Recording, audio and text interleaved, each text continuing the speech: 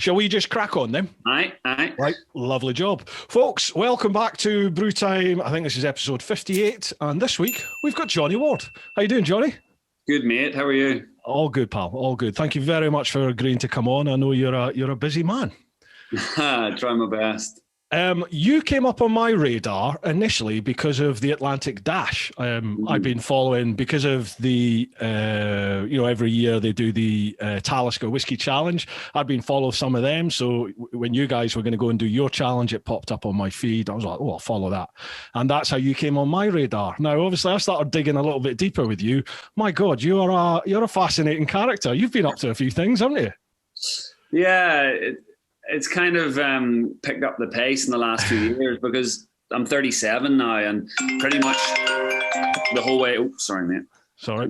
It's picked up the pace in the last few years because I had taken an 11-year journey to every country in the world, so I'd always wanted to do loads of other cool stuff.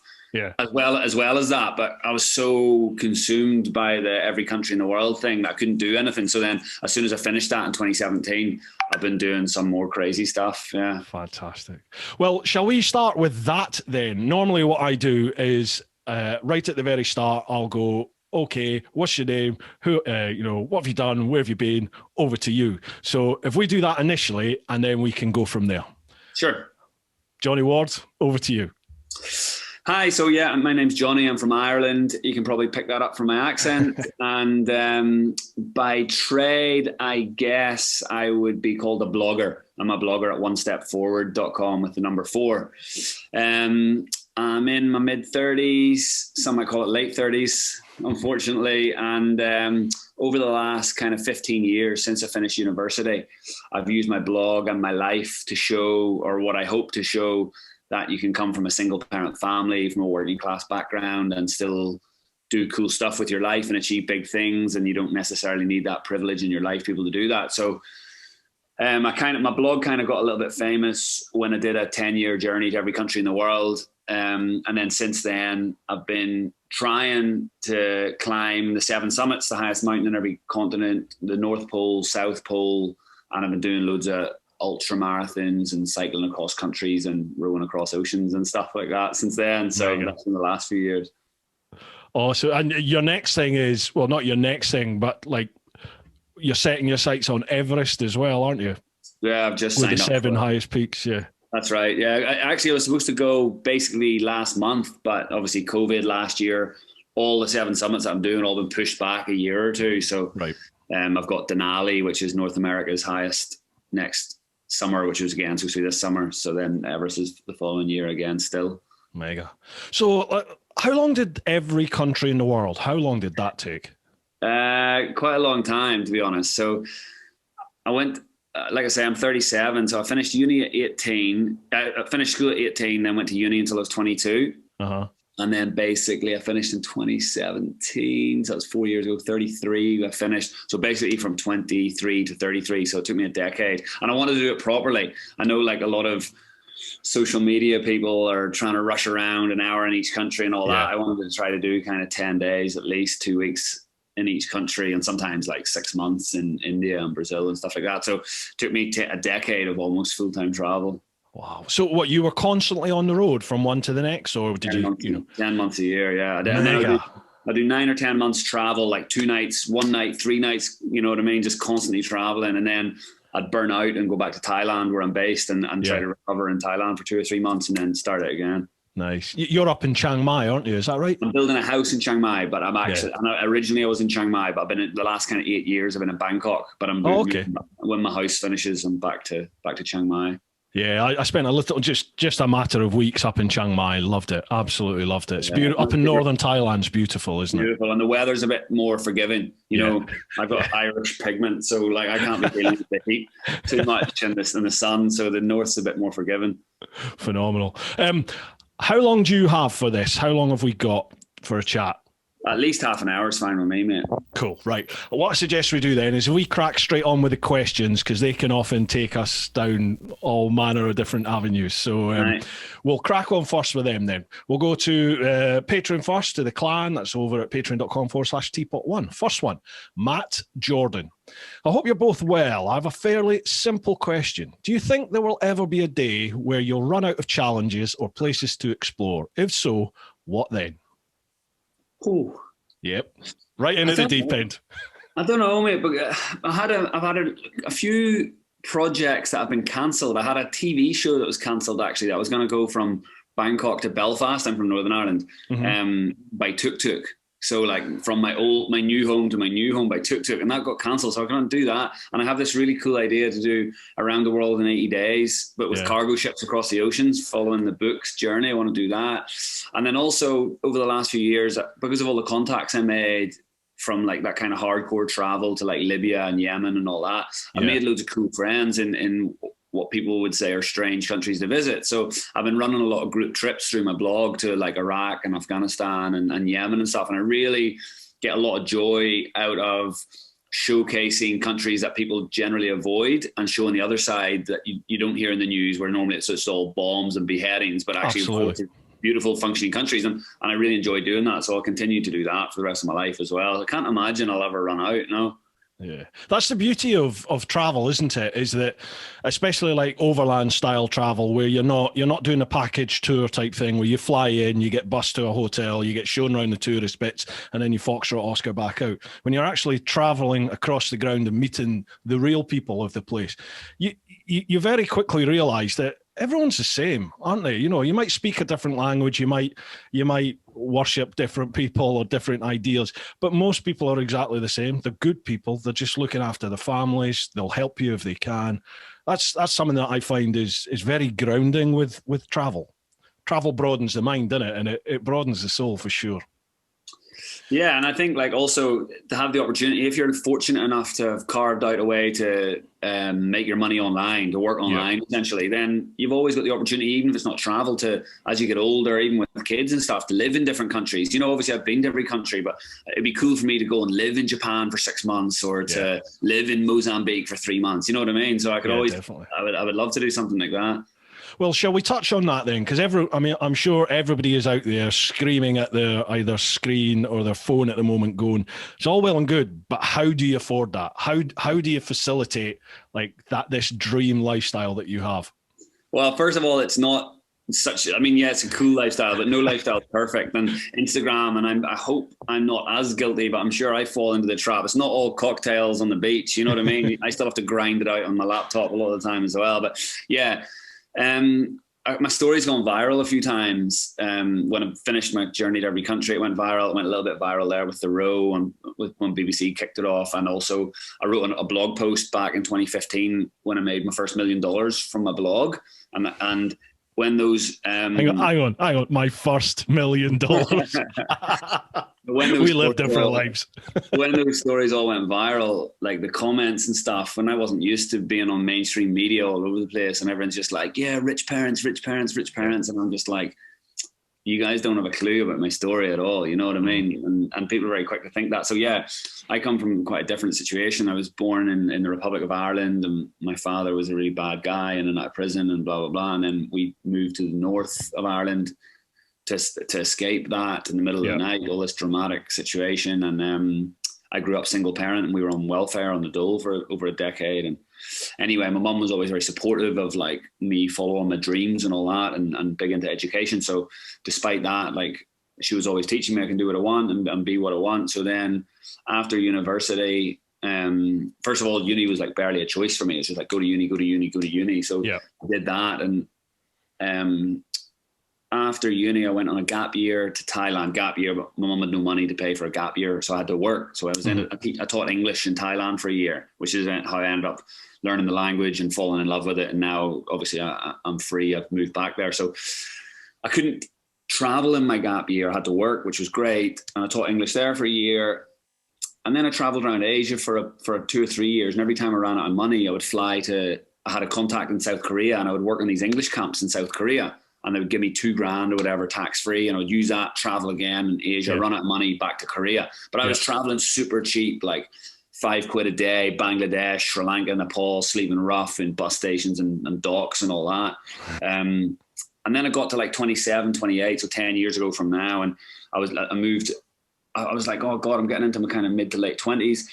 Being a broke traveler has been so cool for like 5 years, but is it cool as I'm getting older, or am I just kind of being like a bit of a bum? And I had a bit of an existential crisis. So I did what every self-respecting Irishman does and got a working holiday visa in Australia, like half the population of Ireland. And I got a real job, my only real job for a year in Australia, working in a corporate setting in a suit, cold calling companies, grim. Ooh.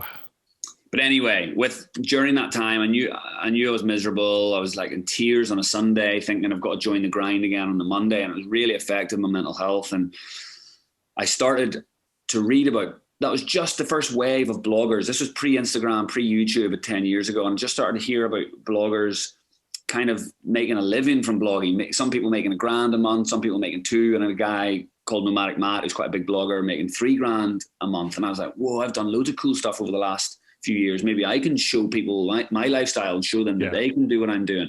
So then I started my blog in 2010, and I quit my job, flew one way to Zimbabwe, and then spent a year doing overland, Cape Town to Cairo and on beyond into Syria and all, and just kept blogging the whole way. And I was just blogging every day, pretty cringy, awful content now looking back at it, to be honest. But that kind of changed my life. And by the end of that year, I was making about $500 a month from my blog, from adverts on my blog. Right. And then that's what I've been doing since then. So kind of 2011, I moved back to Thailand, tried to generate a bit more revenue. And then I kind of managed to make a normal income from like maybe $2,000-3,000 a month. So I was up to kind of like a normal Western income, like a teacher's salary or something in 2011 when I was in Thailand, pinching myself. And then 2012, I did a cool trip overland from Thailand back to Europe without flying, Trans-Siberian, and then trains and buses and all through China. It was cool. And during that year, the adverts went absolutely mad. And by the end of the year, I was doing like $30,000-40,000 a month on my blog, being like, you're kidding me. Wow. And I don't come from that kind of background. I was like, wow, I have no idea what's happening here. And then like the going's been good then the last kind of 6-7 years. And that's brought me up to today. Good God, why didn't I think of that? Well, when I was traveling, more, I should say. Those were the golden days. Not like that anymore. I suppose well, not everybody's doing it, but obviously the secret's out, isn't it? And more and more people are doing it. Wow, that's incredible. Awesome. Yeah, wild. Brilliant. Right, okay, let's crack on with the next one then, conscious of time here. Brian McManus. Hello to one and all. My questions to Johnny are, 1, potato bread or soda farl with your question. Ulster fry? He's from Northern Ireland, that guy for sure. And it's a very easy question for me, actually. I love potato bread. Love it. And actually, I haven't even thought of the word potato bread in years. And now I'm with my mum. I might even get that today. That's actually delightful. I've never had it. Don't think I've ever had either. It's special. They're both from the north of Ireland. So yeah, it's so special. Right, mega. I'll have to try that then. Question 2. If you could bottle the self-drive that keeps you going, what would you call it? I would call it Impostor juice, because I don't feel like I've got any more drive than anyone else. I've got all that self-doubt in my mind every night before I go to sleep, every day when I'm trying to struggle to get on my emails to go for a run. And blah, blah. Like, I've got no more drive than anyone else. I guess I just fear failure a little bit more. I really I've got as much doubt, if not more, than self-doubt than everyone else has. Is that your drive then? Is that what pushes you forward? Is the fear of failing?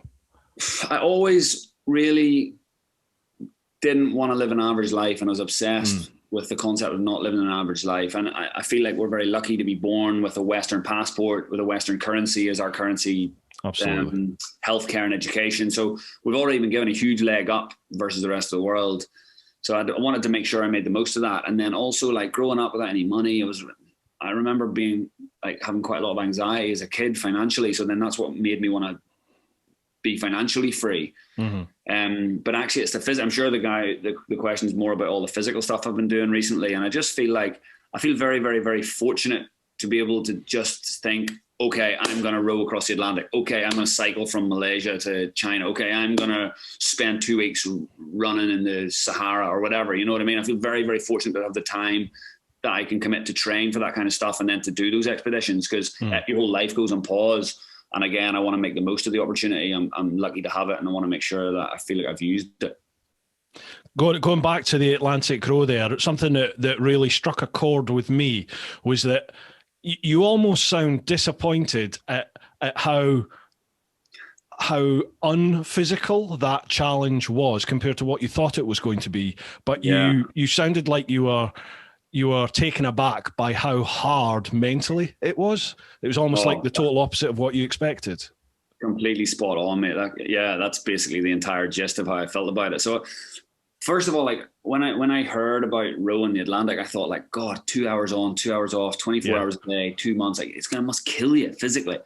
And I'd just done a big ultra marathon before I signed up for a 200 miler.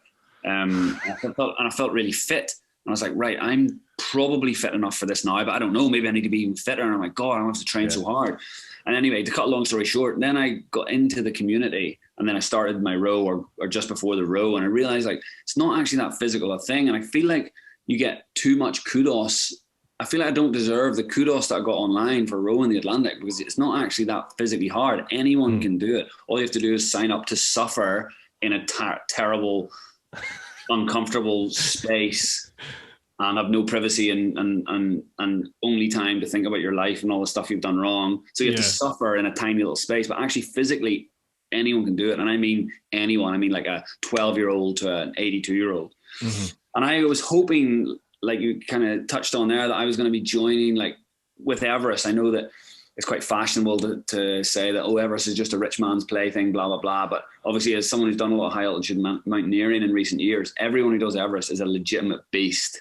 Right. Yes, they've spent a lot of money on it, and yes, the Sherpas help, but you have to be a beast. Otherwise, you'll die up there. Mm-hmm. And I was kind of thinking that the ocean rowing would be like that, and everyone would be a beast, and I would be joining this like alumni of beasts. And I was like, yes, give me that. I want to feel like that. But actually it's a little bit of a kind of cheat mode, because it's the kind of thing that you can say like, oh, I rode the Atlantic, but it's not as hard as the general population think. Mm. If you were to do it again, would you do it solo? Yes. Would you? That's easier. The thing, isn't it? Like, I mean, it's a pipe dream at the moment, but watching you guys do it, it's like, ooh, could I do that? And I'll just take the money out the equation, like having to raise 150 grand or whatever it is to actually do it. I was thinking to myself, I thought, do you want to be by yourself for that length of time where it's just you and, you know, obviously you've got more room because there's just you in the boat? Or do you want to be with other people? And then how many people? Because you did it with 4, didn't you? 2 teams of 2. Yeah. Bloody hell, 4 of you on that wee boat. Yeah, and do you know what it is, mate? When you first learn about ocean rowing or like this kind of thing, and you don't have a clue, I don't come from a boating background or anything. It's kind of a posh guy's sport normally, right? So I just assumed that someone who did it solo was the biggest legend. Someone who did it in a 2 is the second biggest legend. 4 and then beyond, and the larger group is less legendary, right? The higher number. And it's actually completely wrong. The easiest way to do it is solo. The second easiest in the 2. It gets harder than more people. Because there's just so little space and privacy, you know? And even if you're not someone who cares about space and privacy, it's hard to truly encapsulate what that means over a period of months, you know? Even if you are happy with limited privacy and space and mental space, to then have 0 for months is a real challenge. Yeah, I bet. Blimey. Yeah. Whew. Yeah, have to think long and hard about that one. Next one, Paul. But to answer that, solo, yes, do it solo. I could do it solo as well. I think it's the way to go. If you can get over the fear of being in the ocean alone, which is kind of scary, the actual act day to day is much easier solo. Do you think you will? If it was for a world record attempt, here we go. And also, I know a guy, an Irish guy who used to play for Leinster. He's actually just failed Everest this week. He's doing 7 summits as well. Him and I have been chatting about the world record for human powered around the world is like 7 years or something. But if you time it right and row the oceans at the right season and smash out like the transcontinental cycles, you could probably do it in like 12 to 18 months. But you have to row both oceans, and that's quite task. That's quite a big task, but I might do it if I set up that big project. I might do it then. Otherwise, I'll leave it to everyone else. It's quite. What's the name of the chap, the Irish chap that's just filmed? Damien, that's right. Yeah, I didn't realise I'd been following him on his trips. Yeah, I actually don't know if he's completely failed. He's still there, but I know the season's passed. But I know he is also a beast. So he could do it. He could do it out of season a little bit. He got COVID and I got evacuated. That's right. That's right. Yeah, that's. I think the last I saw was that he got COVID, and then I saw he was heading back from that. And I haven't caught up with what he's doing. Yeah, that guy is an absolute animal, isn't he? Wow. Guy as well. Yeah. I'd love to get him on the podcast for a chat, but I think you'd need about 8 hours to talk to him, wouldn't you? He's very deep, very deep. Right, next one. Paul Sparrow. Hi, both. Johnny. With all your adventures and places you have visited, what, if any, place or thing you have done in your adventure sticks in your mind as that, oh my God, moment for good or bad experience? Oh, well, I've got quite a lot of those, but I'll tell you one that really struck me. So it took me, just shy of 11 years to do the every country thing, right? And it took me 10 years to do 193 of the 197. And then I got really, 194 of the 197, I got really stuck with Yemen and Saudi. Because Saudi, I know now they're their whole sports washing thing with bin Salman, bringing all the sportsmen in to forget about their human rights issues. Yeah. It's a whole nother conversation. Like a few years ago in 2017, they didn't have that. He wasn't in power at the time. It was his dad or his uncle. Yeah. And they were happy for the borders to stay closed. So there was no such thing as a tourist visa, and I couldn't get into the country, right? And it took me a year to get the paperwork. And also Yemen, there was a civil war, and still is a brutal civil war going on, which is essentially a proxy war between Saudi and Iran. Mm-hmm. So they obviously weren't issuing visas either. So there was no way for me to get in the country, and it was dangerous and blah, blah, blah. So it took me 10 years to do 194 countries. And it took me a year to do those two plus my last country, because I was fighting with paperwork and also scared as well to go to a dangerous country and didn't want to risk anyone else's safety. Anyway, I did find a way to do it. So there was an island off the coast of Yemen, belonging to Yemen, called Socotra, near across the Somalian waters. And I had heard that there was cargo ships that left from Oman that went to Socotra. So I tried and failed 5 or 6 times to get into Yemen, chartered our own plane and everything one time. I got turned away midair by Saudi jets, blah, blah, blah. So then I was like, I don't know how I'm going to do this. So then I literally flew to Oman and then went to this city called Salalah in southwest Oman on the border with Yemen. And there's a port there. And I ended up meeting this refugee from Yemen whose family are quite a big noise in Socotra, the Yemeni island I want to go to. And I just said, I'm not leaving Oman until I get on one of those Indian cargo boats that goes to Socotra. And then I just stayed there for weeks and weeks and weeks. And every day we'd go down to the dock, trying to bribe the Omani officials, trying to bribe the owner of the boat, trying to bribe the captain of the boat. And eventually we cracked it.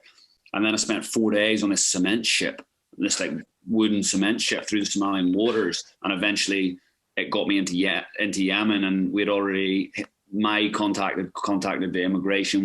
Everyone paid off, no visas or anything, and arrived. And just as I was pulling into Socotra, that was my second last country. I'd just done Saudi like a month before. I'd finally cracked the paperwork on a business visa. I had to get someone to hire me from the UK. It was a fake job, nightmare.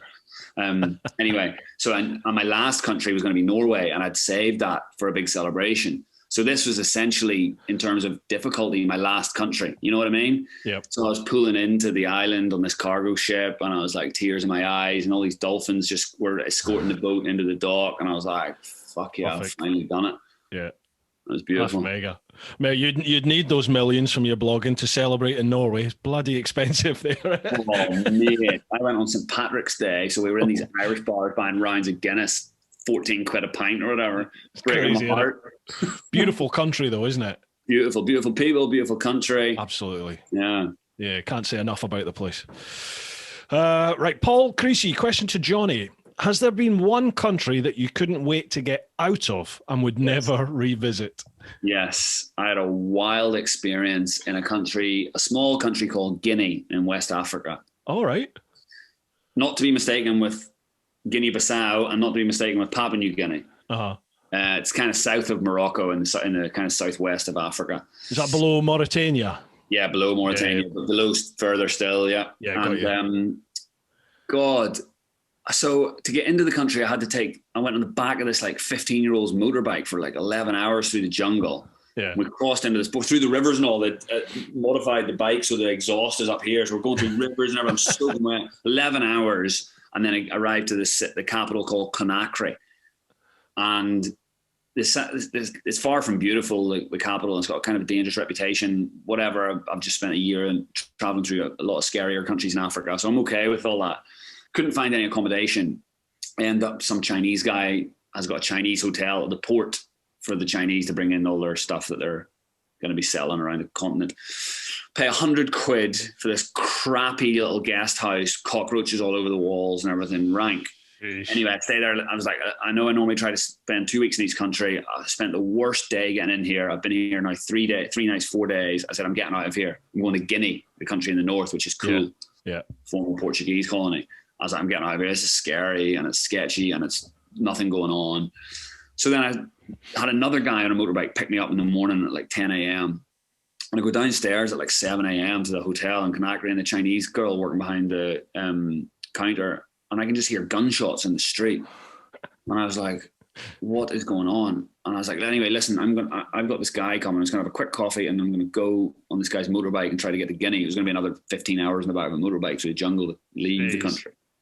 And it turned out that there had been a prison break on the main street, and all the prisoners, they'd blown up a whole side of the prison with Semtex, and the prisoners are just running wild in the city. This is their high security prison. So there's just convicts running up and down the street, and the police are just out there shooting them like a movie. Like, wow. No health and safety, and we couldn't leave. So I was just stuck there for a whole other day while they mopped up what they could mop up. I was like, this country was awful getting in, awful during my stay, and now I can't leave because people are shooting each other on the street. So welcome to Africa, baby. Yeah, it's crazy, isn't it? I had a really bad time in Mauritania. How did you find Mauritania? I loved it because of the iron ore train. So it's one of my favorite ever travel experiences. Did you take that train? No, mine was all purely overland by motorbike. So cool. It was my sort of first experience of out there overland travel, not Europe. I'd just come through Morocco, Western Sahara, which are beautiful, nice civilized roads and everything. Yeah, great. And then literally, I'll never forget, at the border checkpoint between Western Sahara and Mauritania, the guard slid, he was immaculate in his tunic, he slid this shitty rusty gate back, and it was just Sahara Desert, and he shook my hand and went, bon chance, good luck. Because I did my trip on a race bike, a Suzuki G6R1000. So fucking idiot, but I did it. So, I'm in race leathers on this race bike going into the Sahara, and it was just the look of pity on this guard's face. He was like, this is you're dead. And it was just that, oh my God moment from then on. Bribery, robbed at gunpoint. It was chased by like the whole hijabi 4x4 Toyota truck bandits into Nouakchott. God, it was horrific sort of 10 days. I feel like if you're going to do a West Africa trip, right? Because Morocco is almost like a first world country. Yeah. Western Sahara is kind of first world-ish. Yeah. And then you get into Mauritania, and then you're into, like I say, Guinea and all that, and Niger and Chad, and your life's in danger. The better way to do it, even though it's terrifying, is to go right into the thick of it, like Chad, Niger, or whatever, then come through your Guineas, get into, by the time you get to Mauritania and you've got actual roads, you're like, this isn't too bad, actually. This feels playtime. Yeah, absolutely. I will go back. From, like, the nice north into the sketchier, it gets scarier. It gets worse and worse, doesn't it? I will go back because it beat me for sure. I end up getting like held at Rosso by a gang, and Rosso, God, horrendous. So I ended up back in the UK after I got to Dakar in Senegal, and then ended up back in the UK and went off again from there. But I missed out Africa, and it's irked me ever since. It's like 10 years later, and I'm like, I can't let that beat me. I've got to go back and do Africa. So one day I will. It's harder as you get older, I think. Aye, yeah. Yeah, definitely. Suffering. It's a different level of acceptance of suffering as you get older, I find. See, maybe it's just bravado, but in my head, I'm not bothered about that. But it's things like, I was with my wife then, but we weren't married. And now we're married. Now we've got a house together. We've got a life set up together here. And I just think, it's a bit it's a bit shitty of me to Foxtrot Oscar for 6 months or a year. Plus, now we've got a dog, and it's like, okay, it's not, a dog's not a kid, but it's still a commitment together, isn't it? So I don't know. Maybe it's just excuses on my part. I don't know. I will do it. It's a good one. Yeah.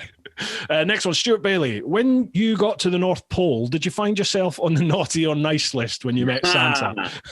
And what was on your Christmas list? Naughty, 100%. And I tell you what, at the risk of saying something obvious, it was bloody freezing. It was so cold. I was not ready for it at all. I'd never been in that kind of temperature before, and I ran this marathon at the North Pole, right? And that in itself is just ludicrous. I had no gear, and I'd never been in the cold, never been skiing, obviously coming from my background. And I borrowed this guy's skiing gear in Bangkok, and then flew to the North Pole. And I run a charity, right? We build clinics and stuff around the world. And I was doing a project in India and Nepal before in the summer. And I was like, I was running these half marathons every morning to train in like plus 40. And then I just flew straight from there to the North Pole, well, to Svalbard, and then took a Russian military thing to the North Pole. And I was in these guys' borrowed ski gear, absolutely freezing. And then the other people who were doing the marathon were like, oh, are you going to be warm enough? I'm like, well, this is all I've got. So I'm like, okay. And then they had the buzzer goes off to say, okay, the marathon's going to start in an hour or whatever. We've been there for a day. And everyone starts putting all this other like specialist cold gear on. On like, top of what they were wearing. Yeah. Like, Johnny, you've only got an hour. Put your gear on. I'm like, this is my gear. This is all my gear. And you'd never trained in cold weather running? I've never even run a marathon before. It was my first ever marathon. Are you insane? Yeah, it was quite a wild experience. What is it like running in that sort of temperature? Yeah, it was cool. What's it like running in, I mean, what was that, minus 40 and minus below? 40, yeah, minus 40. It was hard. funny that. What was hard was running in the snow, because the snow will be like up to your knee. That was hard, and you have to like crunch through. Like, that was hard. Oh, okay, so what part of that did you think, okay, this is a good idea, let's do this? I wanted to go to the North Pole, right? And it's the cheapest trip that was available to the North Pole. I was like, right, I'll do that one then. Wow. Because you've done you said before, you've done the Marathon des Sables as well, haven't you? It's like, what is that, 6 or 7 marathons across the Sahara? Is that right? 6 marathons, 6 days in the Sahara, yeah.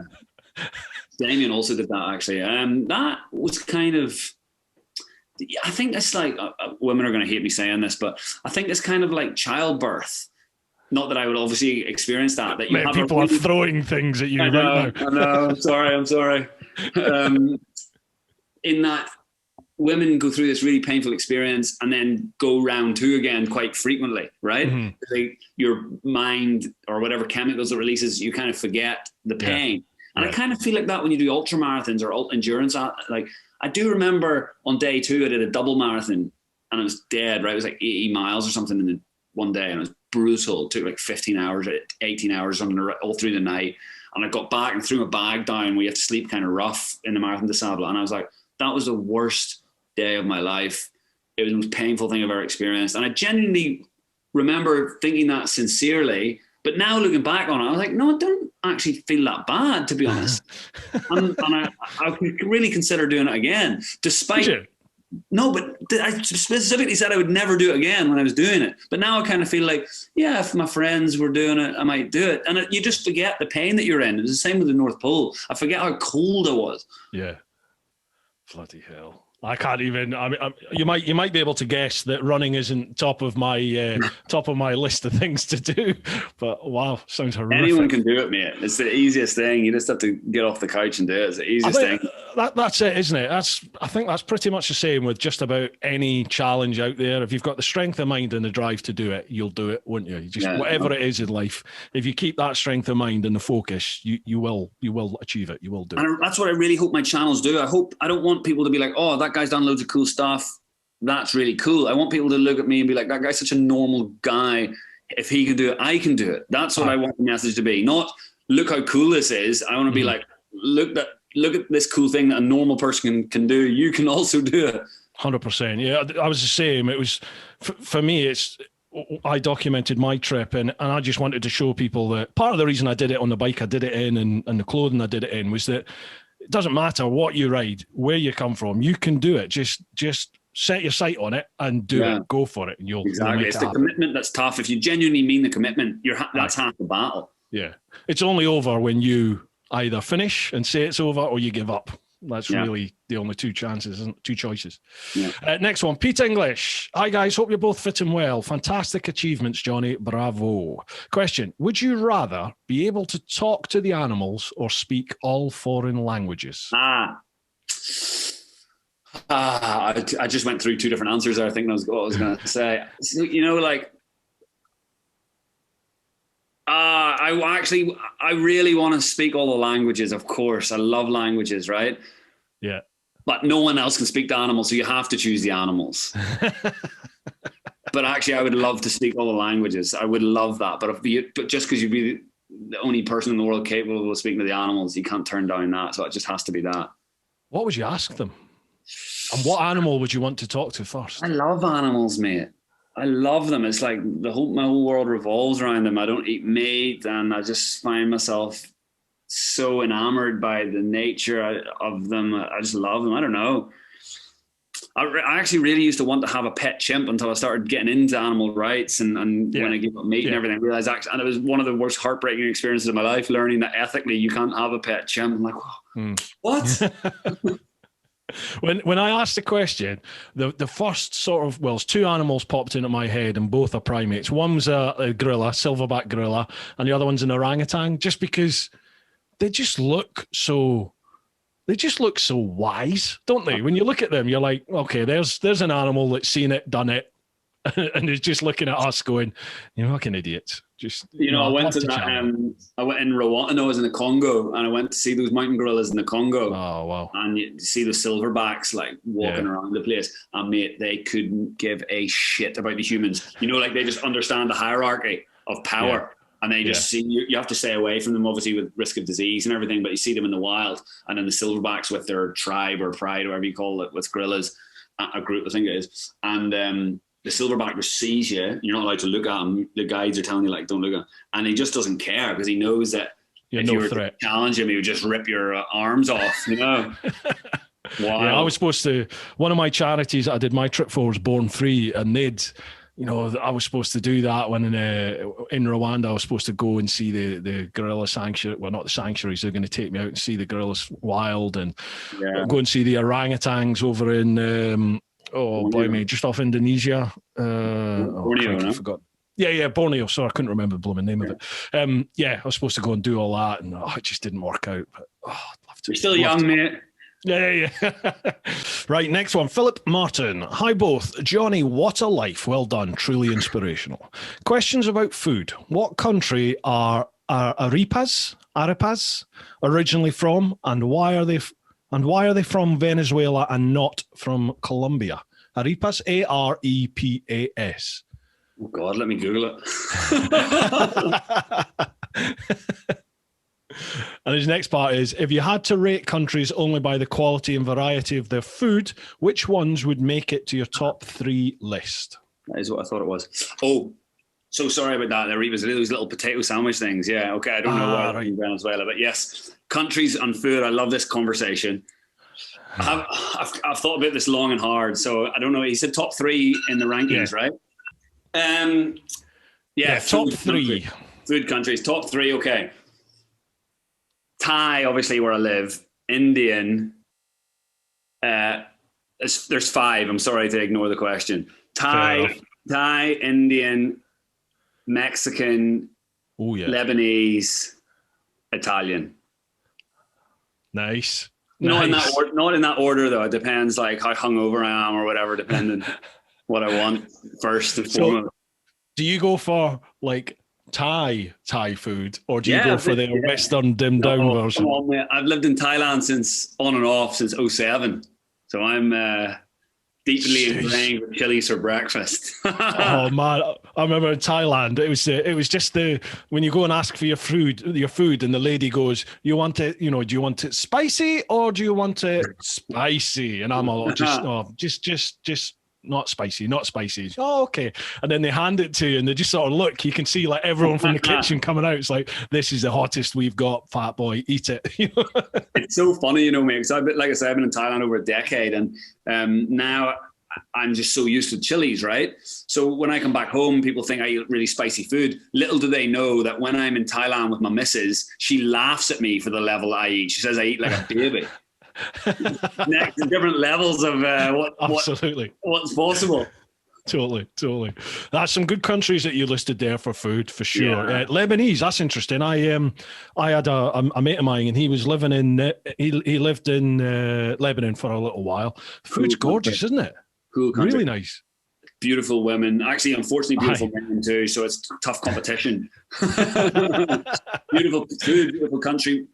The generous nature of Lebanese is wild. Like, how much, like, the nature of them, you as a guest in their country, they treat you so well. I really, really love Lebanon. It's not without its political problems, but it's such a cool country. And they've got baklava and shawarma, and obviously and hummus, and everything's amazing. Yeah, it's veggie friendly too. I'd heard some such great things about Syria as well from other like motorcycle overland travelers, and I was dying to get into Syria, but it was all kicking off. It was just starting to kick off on my travel, so I didn't go in. And it's soul destroying to see what's happened to that country, because all the pictures and videos that people I know who that they got when they were there before this all happened. It's just such a beautiful historical place, isn't it? And as you said, the people would literally open up their lives to you. Yeah, I ran a trip there last year. Actually, I took a load of my followers. Did you? To Syria last year? Yeah, and my mum actually as well. And I'll be organising another trip to Syria next year. We just go to Damascus and Babylon. It's really cool. You can actually go via Beirut as long as you've got the hookups for the visa on the border, which I do. Then you can still go to this and to Homs as well. And actually, I think Aleppo's open now, but it's a bit more dangerous. I wouldn't bring a group there. Yeah. Can't imagine there's too much to. Well, I mean, there'll be plenty to see, but in a wrong way, really, isn't it? The place is just being although Damascus is still every bit as beautiful as it always was. Is it? Yeah. Oh, that's good to hear. I didn't realise that. Great bar scene in Damascus, believe it or not. Seriously? Yeah, really, really cool nightlife. Really nice Friday, Saturday night vibes. Wow, I never realised that. Maybe I will get there then. Cool. Yeah. Next one, Will Carroll. Cool. Was that? Local beers and everything, really cool. Yeah. That's what I loved about flipping it over slightly. Morocco, Muslim country, it's supposed to be a totally dry country, isn't it? No beer. They've got their own beer in Morocco. And you can always find a beer there, definitely, unless they don't like you, in which case, no beer. There's only a couple more questions left on Patreon here, so I won't keep you. Will Carroll, greetings from Dublin to you both. Ireland has a long history of travel and adventure. Good to see Johnny continue the tradition. Pardon my ignorance. Is this Crean? Crean? C-R-E-A-N? Crean?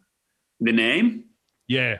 Crean and Shackleton overcame great difficulties. Is it still the same for adventurers today, or has modern technology made things less of a challenge? Yeah, I think we know the answer to that.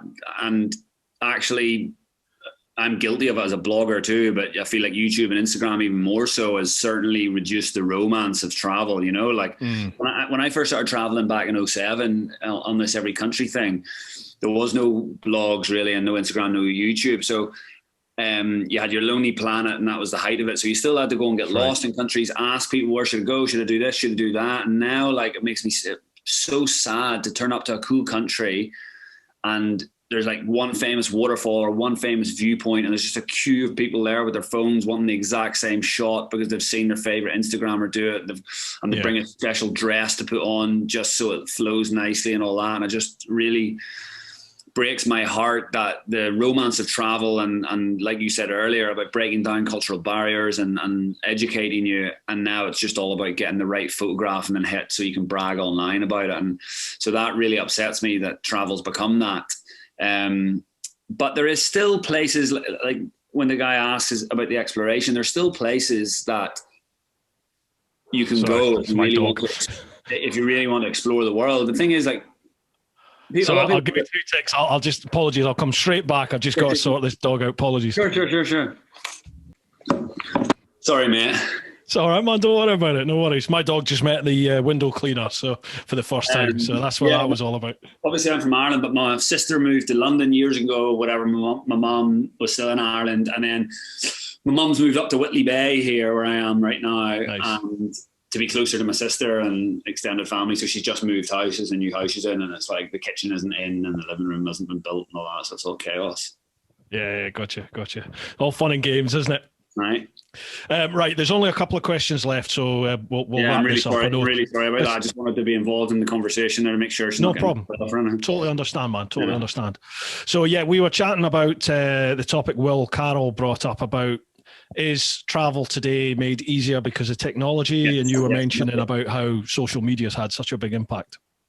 A negative impact, I'm worried, because travel used to be this kind of humble thing that you learned that, like you say, we're all the same, and at the risk of sounding a bit Fight Clubby, you're not so special and all this, right? Whereas narcissism and all about me nature of YouTube and Instagram just completely flipped that on its head. And it's just, and you see people like, oh, I'm at the Taj Mahal selfie, and 90% of the photograph is them and there's a little white building in the back corner. Absolutely. Yeah, totally. But do you not find like social media, it's a saint and a sinner, isn't it? Because it can be the course of the cause of so much horror in people's lives. There's online bullying where, grown adults, like grown adult men, for example, who you would never, ever think would be susceptible to something like bullying. And yet social media opens you up to that. But on the flip side, it also opens you up to people and cultures and places that you would never have ever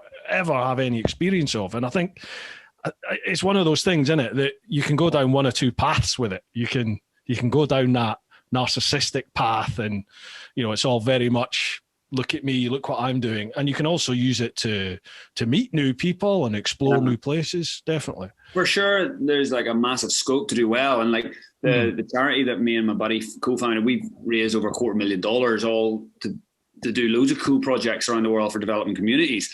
But then the reality is that if you look at the top 50 most followed Instagram accounts, it's all Kylie Jenner, Kim Kardashian, and all that. So the market dictates, or the market certainly tells us what the consumers want to consume, and that's quite a depressing reality.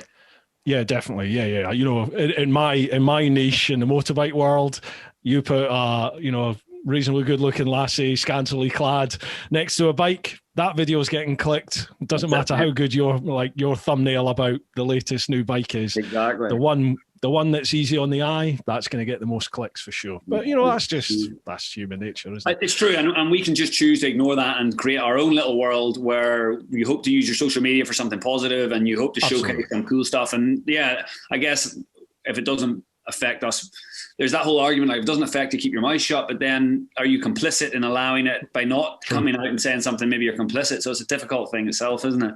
That's true. I always try and use social media to meet the real people. So if I'm away traveling somewhere, then I'll use my social media to go and meet them, and you stay with them, and I find that that's often a really good way of seeing parts of that country that the Instagrammers don't know about, because they just go with the tourist main attractions, where if you meet the local people, they go, nah, don't go there. That's where we send the outsiders. Come here and I'll show you the real gems. Yeah, good point. Steve Wright, hi chaps. If you met your 20-year-old, this is a good one. If you met your 20-year-old younger selves, what is the one bit of wisdom you would tell them? Oh, I like that. You go first, mate. Cool. I would say, you can do it. Just focus on it and go for it. Because I was definitely quite a shy and retiring, and humble's the wrong word, totally the wrong word. Self-deprecating. I suffered from thinking I'm not good enough. I could never do that. Right up until I would say coming on into my 30s. I think I was I'm a big guy, I'm 6'3". I used to be a bouncer in Glasgow. I played rugby. I was always quite outwardly, what's the word? Like dominant. Yeah, sort of imposing, but I'm not that in nature. I'm I was quite a quiet and introvert type of character, I would say, until I'd had a beer. Then then a totally different Bruce came out. But I think as I've got older, and certainly from traveling totally changed my life, and I've become much more at peace with myself and aware that I can achieve stuff. You know, if I want to do it, no matter what it is, if I want to do it, and I really want to do it, then I will make it happen. So I would just say, go for it. No, that's nice. What about yourself? You're going to laugh when I say this, but I still feel quite lazy. I feel I don't maximize my time, and I feel like I would try to ingrain a stronger work ethic and a better time management. Because I feel like people who really do a lot of cool stuff in their life, like we all have 24 hours a day, and you can do so much with that. You know what I mean? Yeah. People sit and play computer games. You could learn another language. You watch Netflix. You could run a marathon today and tomorrow and the next day. You know what I mean? There's nothing to stop you doing this. I would try to instill more self-discipline so I could achieve more with the time that I had. Yeah, that's brilliant. I'm bad for that. Definitely. I very much sit back and go, I'll do that. I don't need to do that yet. I'll do it, I'll do it later. I'll do it tomorrow. And then the switch goes for me. I work better under pressure, I find. But when that switch goes, it's like, fuck, we need to get this done now. So yeah, my time management isn't great. Definitely. It's good advice. Yeah, it's always a battle. Right, last one. Mark Fulcher. Hey up me ducks. Travelling the world and reaching such ambitious achievements is no mean feat. Credit where credit is due to Johnny. And to you, Bruce, if you haven't already mentioned that you went round the world. Cheers, Mark. Thanks, pal. What I'd like to know from you both is, what's the best purchase that you've ever made that was never used and ended up in the man drawer at home for that just-in-case rainy day? Secondly, if I may, I'm currently sat at the top of a wind turbine and the view is incredible. But in your travels, you must have seen some incredible views. Which one stands out the most and why? So most useless gadget and best view. I'm not a consumer at all, mate. Like, I lived out of a backpack for 15 years. And even to this day, I've invested my money in properties and stuff, but I still own almost nothing. Wow. I've got like a suitcase here at my mum's house, and I've got maybe a suitcase worth in Thailand, and that's all I really own. So I don't buy. Yeah, I hardly buy anything. Wow. I used to be like that, but since I've got married, I've accumulated a lot more just shit, just stuff that you accumulate. But I used to be like you. I lived out of a bag, definitely. My wife's a total kleptomaniac. She hoards everything. It drives me crazy. And I think, I start to do a bit of that. I'm really careful with my money. Really careful with my money. I try to make sure I invest like 80% of what I earn or blah, blah, blah. So I don't ever burn any of my cash ever. Apart from I wish I was like that. I'm terrible. Shiny, I'll buy it. Yeah. Amazon is terrible for me. Okay, last bit then. Best view, most incredible view.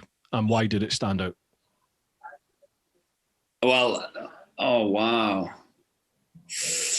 For me personally, I think the two most beautiful islands in the world, but they're also quite important parts of my life, is Socotra, the Yemeni island that I landed on. I think it's the most beautiful island in the world, and that's why I run tours there every year. And the second is Svalbard, which was the launching pad for North Pole. So I do think they're the two most beautiful islands in the world. But again, they mean a lot to me because they were very closely aligned to my personal goals.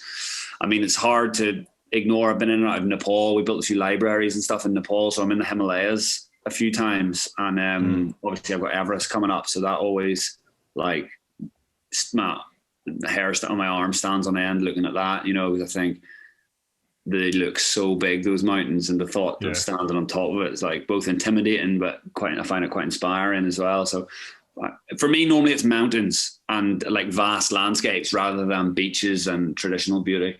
Yeah, me too. Yeah, just the rugged nature of nature. Yeah, I'm the same. Yeah. Cool, man. Well, listen, I really do appreciate your time. That's quite a while we spent there. There are still more questions left on some of the other social media platforms, but maybe once you've done Everest and a few other things, get you back on and we can do them. How about that? Yeah, let me survive the 3 peaks. I'm really out of shape, because of the row. I didn't use my legs for 2 months. Yeah. So now I'm trying to get back into running. I'm really struggling, so I'm a bit worried about this 3 peak challenge thing this weekend. But let's see. When do you head off? Tomorrow? Tomorrow. Well, best of luck with that, man. I'll be following on your socials for sure. Where's the best place for people to go to follow along with what you've done and see what you have done in the past? Sure. So I've written up blog posts about most of the cool stuff I've done on OneStep4Ward.com. So you can throw your email in the subscribe list for that. And then obviously Instagram and Facebook, OneStep4Ward as well with the number 4. Because my surname's Ward, OneStep4Ward. Ah, gotcha. Yeah. Folks, I will put all those links down below. If you listen to the podcast, check out the show notes. If you're going to be watching the video, then check out the description and all the links to all of Johnny's socials and website. They will all be there. Mate, thank you very much for joining me. Is there any shout outs you want to give before we end? Yes, a couple of things actually. The first one is if you're ever interested in coming on an adventure trip where normal companies take profit, we use all the money to build clinics and playgrounds and kindergartens. We've got a company called Mudita Adventures, MUDITA adventures.com, and basically we bring like 15 people along, and the project gets built for months and months and months with the money that they have paid to come on the trip. And then they come and help us finish it and furnish it. And then we go on an adventure trip for 10 days after we open the project. So that's cool. And also for anyone who's had Parkinson's as part of their life, any of their extended family, my mum's got Parkinson's. And a few years ago, we climbed Mount Fuji for her 70th birthday. And we got to the top of that, raising money. And now this November, I'm taking her to the Serengeti along with 20 people to the Serengeti Marathon. So we're raising money for that. You can see that all on my blog, I'm sure, on my Facebook and Instagram. Mate, that is fantastic. Awesome. Folks, there will be links for all that in the show notes, like I just said. Johnny, absolute pleasure to chat with you, mate. I really do appreciate you taking the time to have a chat, and I look forward to following all your adventures, man. Thanks, Bruce. Hopefully see you sometime, mate. Definitely, mate. Be great to meet up and have a beer for sure. Absolutely. All right, folks. Hope you've enjoyed this one. Keep on doing your thing. Look after those that you love, but most importantly, live your life. Woo-ha! Dude, thank you so much, man. That was a pleasure. Really enjoyed it. Sorry to take up so much of your time. Sorry to cut it up there.